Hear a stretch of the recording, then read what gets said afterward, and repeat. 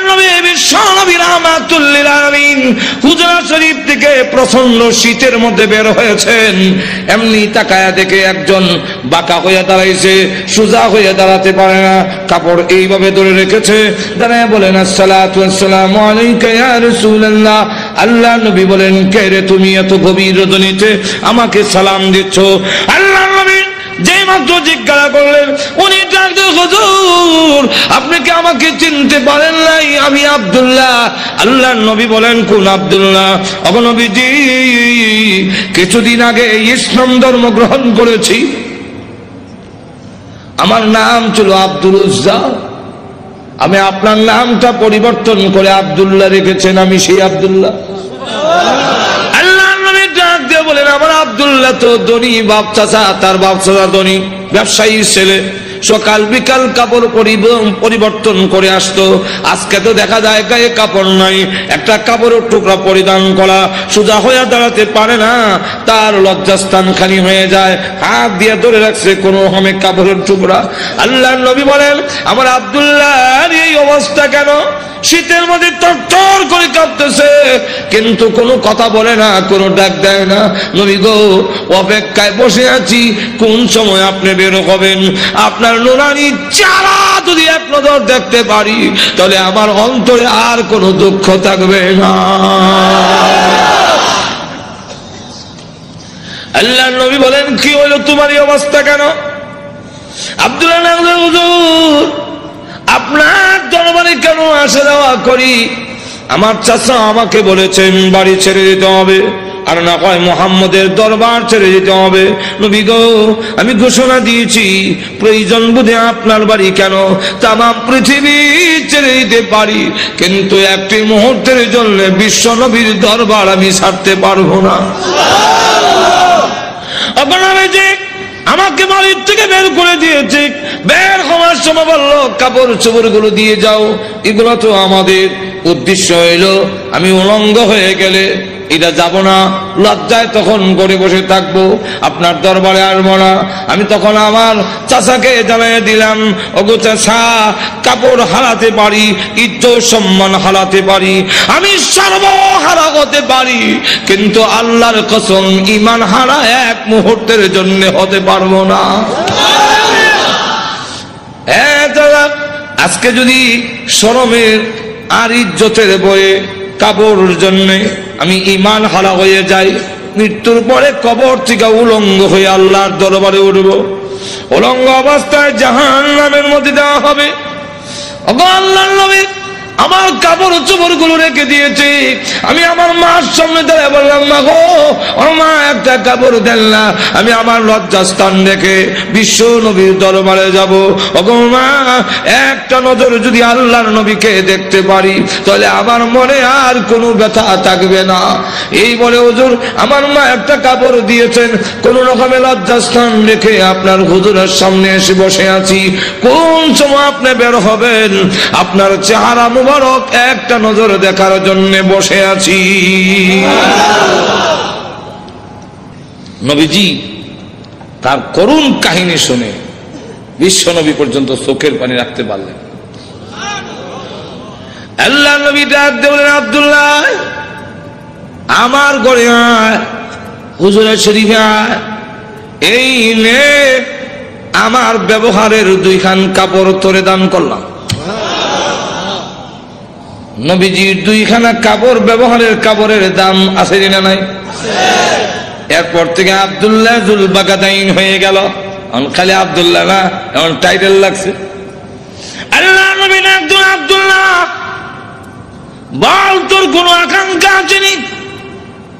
আব্দুল্লাহ হুজুর দুনিয়ার কোন আকাঙ্ক্ষা নাই, আপনার কাছে আমার একটা দরখাস্ত। নবীজি আপনি বলেছেন শাহাদাতের মরণ হইলে মরণের কষ্ট হয় না, আপনি বলেছেন শাহাদাতের মরণ হইলে কবর গেলে মুনকার নাকির আসে না, আপনি বলেছেন শহীদ হয়ে মরলে কিয়ামতের মাঠে কোনো হিসাব কিতাব হবে না, বিনা হিসাবে জান্নাতে যাবে। তাই আমার দরখাস্ত, ওগো নবীজি আপনি আল্লাহর কাছে বলুন আমার শাহাদাতের কামনা যেন মহান আল্লাহ কবুল করে নেন। নবীজি দোয়া করে দিলেন, দোয়া রাসূলের দোয়া, হাত উঠাইতে দেরি আর তো কবুল হইতে। আল্লাহর নবী বিশ্ব নবী রাহমাতুল লিল আলামিন দোয়া করে দিলেন। এখন আব্দুল্লাহর জন্য দোয়া কেমন কবুল হয়ে গেছে। তবুকের যুদ্ধে গেলেন, কিন্তু তবুকের যুদ্ধটা হইল না, ফিরে আসবেন। আব্দুল্লাহ রাস্তার মধ্যে অসুস্থ হয়ে গেলেন, সেখানে তিনি ইন্তেকাল করলেন। আল্লাহ নবী ঘোষণা দিয়েছেন, আল্লাহর রাস্তায় যখন মানুষ বের হয়ে যায়, রাস্তায় মারা গেল শাহাদাতের সওয়াব তাকে দেওয়া হয়। আমার আব্দুল্লাহকে গোসল দাও, কাফন পরাও, আমি নিজে জানাজার নামাজ পড়াবো। নবীজি নিজে জানাজার নামাজ পড়াইয়া লাশ যখন কবরের দিকে নিয়ে যায়, নবীজি পিছনে পিছনে যায়। কবরের পার গেলে পড়ে ডাক দিয়ে বলে, সাহাবীরা রে, কেউ কবরে নামবে না, আমি তার কবরে নামবো। নবীজি আব্দুল্লাহ রাদিয়াল্লাহু আনহুর কবরে নামে দুই কান হাত উপর দিকে বাড়ায় দিয়ে বলেন, রে আব্দুল্লাহ, সাহাবীরা দে লাশটা আমার হাতে দে। দে আমার আব্দুল্লাহর লাশ আমার কোলে ছেড়ে দে। নবীজির কোলে ছেড়ে দিলে নবীজি এইভাবে লাশটা উপর দিকে উঠাইয়া আকাশের দিকে তাকায় বলে, আল্লাহ আমি আব্দুল্লাহর প্রতি খুশি, তুমিও খুশি হয়ে যাও। আল্লাহ এখন আব্দুল্লাহর লাশটাকে আমার কোল থেকে তোমার রহমতের কোলে আমি স্থানান্তর করতে চাই। এই কথা শুনে সাহাবীরা গইরে কবর পার কান্না শুরু করেছেন। বিশেষ করে সাদ ইবনে আবি ওয়াক্কাস রাদিয়াল্লাহু আনহু ডাক দিয়ে বলে, মাটিতে গইরে কান্না আর বলে, আব্দুল্লাহ রে, এই লাশটা তোর না হইয়া আমার যদি হতো রে, আমার ভাগ্য কত ভালো ছিল রে আব্দুল্লাহ। এই লাশ তোর না হইয়া আমার যদি হতো, যেখানে আল্লাহর নবী বলতেছেন, আল্লাহ আমি খুশি, মেহেরবানি করে তুমিও আমার আব্দুল্লাহর প্রতি খুশি হয়ে যাও। আমার লক্ষ্য করে দেখুন, এইভাবে অনেক ঘটনা সারা রাত বললেও তো শেষ হবে না। এইভাবে বাড়ি ঘর ছেড়ে দিয়েছেন আল্লাহর দ্বীনের জন্য, ইসলামের জন্য, আল্লাহ নবীর জন্য। কিন্তু আবু লাহাবের ছেলে যেমন বাবা তেমন ছেলে উতবা আল্লাহ নবীর সামনে গিয়ে বলে, ওগো মুহাম্মদ, আপনার আল্লাহ টাল্লাহ এগুলো আমরা মানি না। আর তো জোরে কর না। আর নবীজির সামনে দাঁড়ায় বলে, আপনার দুই মেয়েকে তালাক দিলাম। নবীজির তাফসীরে মাযহারিতে লেখে, আল্লাহ নবীর উপরে হামলা করে টান দিয়ে জামা ছেড়ে ফেলেছে। নবীজি চোখের পানি ছেড়ে দিয়ে কাঁদলে, হ্যাঁ প্রভু, আমার জামা ছিঁড়েছে, এই জন্য আমি ব্যথা পাইনি।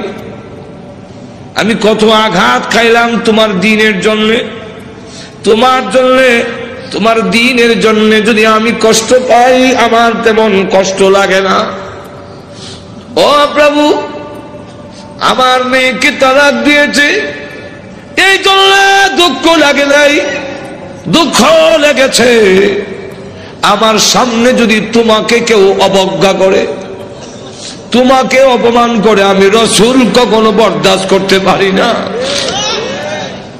ভাইরা আমার, বাস্তবিকই যাদের ভিতরে ঈমান আছে, ঈমানদার কখনো দুনিয়ার সকল কিছু বরদাস্ত করতে পারে, কিন্তু আল্লাহ নবীকে অপমান করবে, এই পৃথিবীর কোন মুমিন কখনো বরদাস্ত করবে না। এর নামই হলো ঈমান। জোরে কোন ঠিক না? এই জন্ম দেখ, আল্লাহর জন্য, আল্লাহর নবীর জন্য, আল্লাহর দ্বীনের জন্য মুমিন তার জীবন উৎসর্গ করতে পারে, কিন্তু আল্লাহর অবমাননা কখনো মুমিন বরদাস্ত করতে পারে না। আমার আল্লাহর নবী, আল্লাহর মহব্বত নবীর অন্তরে বেশি না কম? আর তো দূরে কর না, সকলের চাইতে বেশি না কম? নবীজি কান্দেন আর বলেন, প্রভু গো, আমার সামনে কেমনে কয় তুমি আল্লাহ টাল্লাহ, এত বড় নিমক কারাম আল্লাহ আমি কেমনে বরদাস্ত করি? আল্লাহ ডাক দেওয়ার নবী গো, আমি বানাইছি নিজের সন্তান যদি নিজের দারিদ্র্যের টান মারে দুঃখ লাগে না? না লাগে?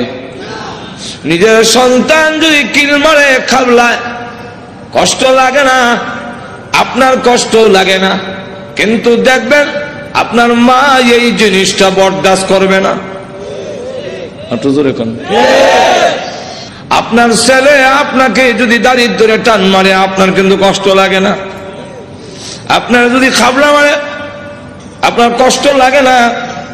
মাথা ষোলো টানে আপনার কষ্ট লাগে না? লাথি মারে কষ্ট লাগে না, কিন্তু আপনার মা যদি দেখে তখন বরদাস্ত করে না। দেখি তাহলে আল্লাহ ডাক দিয়ে বলেন,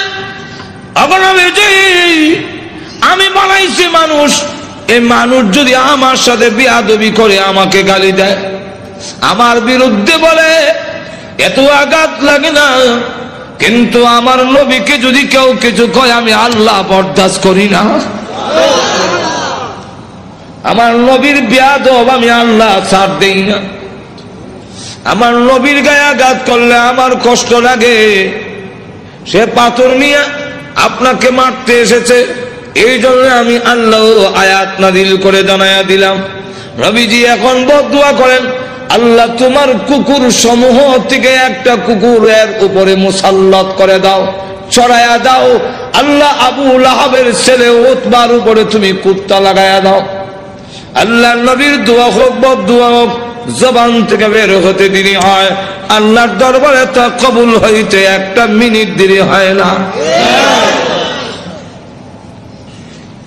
আর না হয় উমর যেখানে তরবারি নিয়ে গেলেন নবীকে মারার জন্য, ঘুরে গেল আর একদিকে, ঘরের কাছে গিয়ে শুনে, সামনে গিয়ে শুনলো যে তোমার বোনের জামাই মুসলমান হয়ে গেছে। সেখানে গিয়ে যখন ঘরের সামনে দাঁড়াইছে, শুনে ঘরের ভিতর থেকে কোরআনের আওয়াজ আসে। হ্যাঁ, কিসের আওয়াজ? আস্তে আস্তে পড়তেছে, আউযু বিল্লাহি মিনাশ শাইতানির রাজীম। উমরকে কি পড়ে কলজা দিছিল না? বিসমিল্লাহির রহমানির রহিম।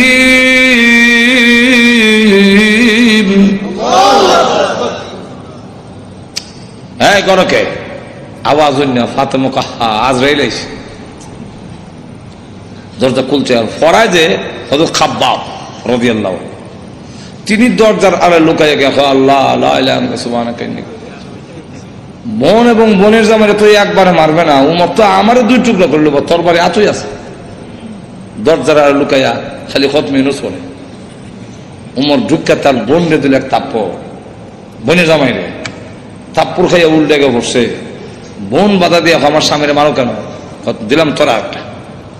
বোন যখন থাপ্পড় খাইছে, কানের পর্দা ফেটে গেছে। বোন তখন কয়, শোনো, তুমি যেমন খাত্তাবের ছেলে, আমিও খাত্তাবের মেয়ে। তুমি জানো না ইমান এমন এক জিনিস, এটার মধ্যে যত চাপ দেওয়া যায় অত এটার স্প্রিড। ইমানদার এমন এক জিনিস, এটার যত গুতা দিব অত ভালো উঠবো। গুতা দিত না, ঘুমায় থাকবো। চিড়িয়াখানা গেছে, দেখা চিড়িয়াখানা, এক বেটা গিয়ে দেখে ফিঞ্জিরের ভিতরে রড দিয়া বাঘ তো আটকাইতেছে, দেখছেন না? তো চিড়িয়াখানার খানা এটা তো আর উন্মুক্ত না, সে যেভাবে মুক্ত গরু ধরে খাইতো এভাবে তো খাইতে পারে না। সামান্য খাওয়ান ভাই সরু রয়েছে। তো ধর্ষণার্থী একজন দেখুন না, এক লোকটা কয়, এটা শুনছি বাঘ, এটা দিয়ে ছাগল। বাঘে না মানুষ দেখলে তর্জন গর্জন করে, এটা দিয়ে কিচ্ছু কয় না। তো দিছে সাথী দেখ গুতা নিবেদন করছেন খাওয়ান ঠিক ভাই হয় না।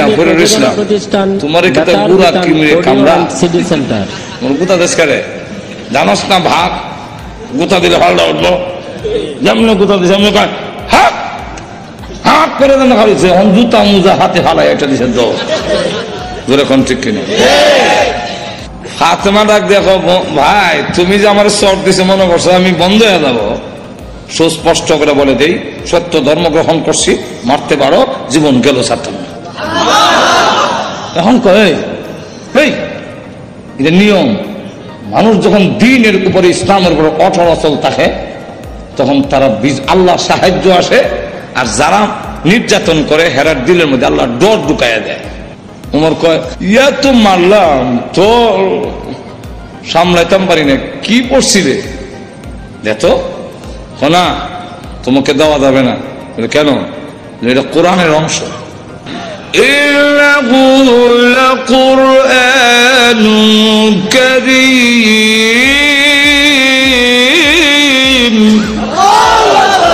ফি কিতাবিম মাকনুন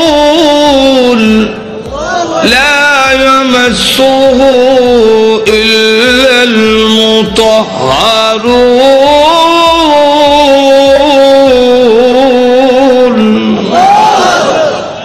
সম্মানিত কোরআন লোহে মাহফুজে সংরক্ষিত, এটা স্পর্শ করা যায় না অপবিত্র অবস্থায়। তাহলে কি করতে হবে? বলে গোসল করে আও, কাফেররা তো মুত্তা ফানি লয় না, তুমি মুত্তা পরিষ্কার হয়ে আও দিছে। হন কোরআন পড়ে, তাহা মা আনজালনা আলাইকাল কুরআনা লিতাশকা। বর্তমান ওই আয়াত পর্যন্ত গেছে, ইন্নানি আনাল্লাহু লা ইলাহা ইল্লা আনা ফা'বুদনি।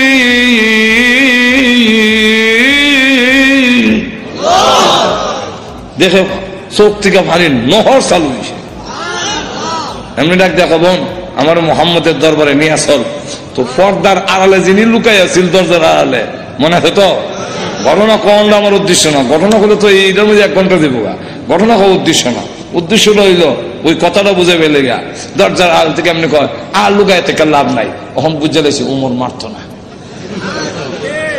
তো সংবাদটা আমি আগে দিলাই, কারো সুসংবাদ আগে দিতে একটা মনের মধ্যে একটা আনন্দ পাওয়া যায়। তো আমি আগে দিলাই, এমনি দরজার বাইরে থেকে আড়াল থেকে বেরিয়ে কয়, হ্যাঁ মা, তাদেরকে কোরআন শরীফ আমি পড়াইছিলাম। আচ্ছা, তো আপনাকে সুসংবাদটা দেওয়ার জন্য বেরিয়েছে, তখন লুকাই আসলাম। কি সুসংবাদ? বলে দারুল আরকাম, গোপন ঘাঁটি, যেখানে দিন প্রচার করা হয় লুকাই লুকাই এখান থেকে, এটার নাম ছিল দারুল আরকাম। এই দারুল আরকামে গত রাত্রে আমি বিশ্ব নবীকে দোয়া করতে শুনছি। আল্লাহ রসুল বলছেন, আল্লাহুম্মা আইজ্জিল ইসলামা বি আহাদিল উমরাইন। আল্লাহ 2টা উমর থেকে একটা উমর ইসলামের ভিতরে এনে ইসলামের শক্তিশালী করে দাও। একটা হলো উমর ইবনুল খাত্তাব, আর একটা হলো উমর ইবনে হিশাম, যার টাইটেল হলো আবু জেহেল। আগে আসলে আবুল হেকম, এরও নাম উমর, আর আমিরুল মুমিনিন উনার নামও উমর। আল্লাহ রসুল বলে, এই 2টা উমর থেকে একটা উমর আমারে দাও। আল্লাহ রাব্বুল আলামিন মনে হয় গত রাত্রের রসুলের দোয়াটা তোমার বেলায় কবুল হয়ে গেছে। কথাটা বুঝলেন তো? রসুল দোয়া করতে দেরি হয়, বদদোয়া এরকম। তো এই অবস্থায় দোয়া যখন বদদোয়া হোক আর দোয়া হোক কবুল হয়ে যায়, রসুল যখন কইয়া দিলেন কুকুর সমূহ থেকে একটা কুকুর সরাইয়া দাও, এখন দেখেন কি হয়। আবু লাহাবের ছেলে উতবা, সে সিরিয়ার থেকে ব্যবসায়ী কাফেলা নিয়ে আসতেছে। রাস্তার এক জায়গার মধ্যে বিশ্রামের জন্য তাদের গমের বস্তা, খেজুরের বস্তা তৈছে। এমনি দেখে পাহাড়ের টিলার মধ্যে একটা ভাগ বৈশা, খালি মাথা ঘুরাইয়া আবু লাহাবের ছেলে উতবারে ভালো করে দেখে, যেমন বোঝা যায় গোয়েন্দা অফিসার আসামি দেখতেছে। এমনি সে ডাক দিয়া কয়, ও আমার সাথীরা, বাঘ যেভাবে আমার দিকে চায়, এতে বোঝা যায় মুহাম্মদের বদদুয়া কবুল হয়ে গেছে। তো রসুল তো বলছিলেন কুকুর, এখন তো বাঘ, উল্টা দি না, উল্টা না, রসুল কুকুর দিয়া বাঘই বুঝাইছেন। হেরও বুঝছে, এর কারণ রসুল বাঘ কইয়া কুকুর কইয়া কুত্তা বুঝাইলেন কেমনে? কুকুর মানে বাঘ, বাঘ মানে কুকুর, 2টার একটা মিল আছে। কি মিল? চতুষ্পদ জানোয়ারের মধ্যে কুত্তা হাও আলগি দিয়া পেশাব করে, আর বাঘও হাও আলগি দিয়া পেশাব করে। তাহলে মুতায় মুতায় 2টার একটা মিল আছে। হাইওয়াতুল হাইওয়ান নামক কিতাবের মধ্যে এই ইয়েটা দিচ্ছেন, কথা বুঝছেন? এখন আসুন, তাহলে দেখা গেল এই অবস্থায় সকলে আপনি আমাদের ছেলে, সর্দারের ছেলে, আপনার সিকিউরিটির ব্যবস্থা আমরা করবো। আপনি ভয় পাচ্ছেন কেন? সিকিউরিটি তারা করবো। সিকিউরিটি, কত সিকিউরিটি বন্ধ করে খারাপ হিসেবে যায়, লোক নাই, মানুষ নাই, গেল এরকম বহুত ঘটনা। আটো জোরে এখন না, গজব আসবার হইলে ফিরাইতে পারে না। এমন দেখা গেল সিকিউরিটি দিব, তখন তারা সব গমের বস্তা বুঝলেননি আর খেজুরের বস্তা একখানে একত্রিত করে একটা উঁচা পাহাড়ের টিলার মতো মানে সেখানে জায়গা করে দিয়ে বলেন আপনি সেখানে ঘুমান, আমরা নিচে ঘুমাবো। বাঘের নিয়ম হইল আগে যারে পায় তারে খায়, তা আমাদেরকে খেয়ে না মেরে খাবে, এর আগে তো না। ঘুমান মানুষ সব ঘুমাইছে, হ্যাঁ ও নাক ডাকা। যখন নাক ডাকা আরম্ভ হয়েছে বাঘে কয় আমার যাওয়ার টাইম হয়েছে। আল্লাহ যাইবার আগে গন্ধটা তোর নাক ফিট করে দেয়, এই গন্ধে যারে পাবি তারে ধরবি, উল্টা পাল্টা ধরিস না। বাঘ গিয়া যতদিক ঘুমাইছে সবটিকে চেক করে, কারণ প্রত্যেকের শরীরে আলাদা একটা ছোট সময় বাইসাব যখন কোথায় গেঞ্জি রানবে আমার গেঞ্জি রানিচ্ছেন, তখন কোন গেঞ্জি আব্বার কোনটা বাইসাব বুঝতাম কেমন, আর নিলে থাপ্পর হাম উল্টা পাল্টা নিলে তো নাকও লাগাইতাম, নাকও লাগাই বুঝতাম এটা আব্বার গেঞ্জি, এটা বাইসাব গেঞ্জি, গন্ধের শরীরে একটা গন্ধ আছে না। তো বাঘে গিয়ে সবটিকে চেক করে গন্ধ তো মিলে না, আমার আসামি কো মাথা ঘুরাই দেখে বস্তার ঘুরে একটা ঘুমায় নাক ডাকাইতেছে, তাহলে এটা দেখে বেরি লাভ দিয়ে বস্তার ঘুরছে, ওইটা নাক লাগাইতে এই যে আমার আসামি বলা হচ্ছে। নিচে নিয়া মাথা এখানে, পা এখানে, হাত এখানে, নারী বুড়ি এখানে, আলাদা আলাদা করিয়া মাছের ভাগার মতো ছড়াইয়া বাঘ আবার গিয়ে টিলাত বৈশা পলক দৃষ্টিতে তাকে রয়েছে। এরা ঘুম থেকে উঠতে যখন চিৎকার দিবে আমি আনন্দ করব, আল্লাহ এবং নবীর দুশমন রে আমি খতম করেছি। সিকিউরিটি দিল, সিকিউরিটি আমাদের শেষ করে ফেলেছে, আমি করছি। আল্লাহ তখন আয়াত নাযিল করলেন, এই হলো শানে নজরুল, আয়াত নাযিল করে বলে কুতিলাল ইনসানু মা আকফারহু,